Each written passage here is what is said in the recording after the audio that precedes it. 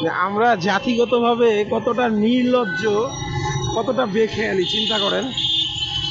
একটা foot over bridge, এই যে ফুটওভার ব্রিজ, পুরা ফুটওভার ব্রিজটা ফাঁকা, আর সবাই এই জায়গা দিয়ে কিভাবে পার হইতেছে চিন্তা করেন।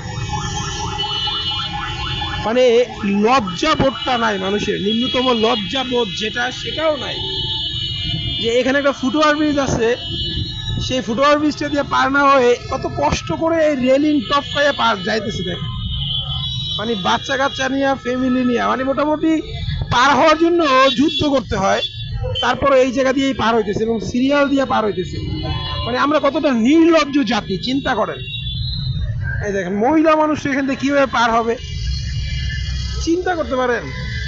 মানে কতটা নির্লজ্জ জাতি আমরা, এই কতটা নির্লজ্জের পরিচয় আমরা দিতেছি। এই একটা ফুটওভার ব্রিজ, পুরো ফুটওভার ব্রিজটা ফাঁকা, আর সবাই এই জায়গায় দিয়ে পার হইতেছে।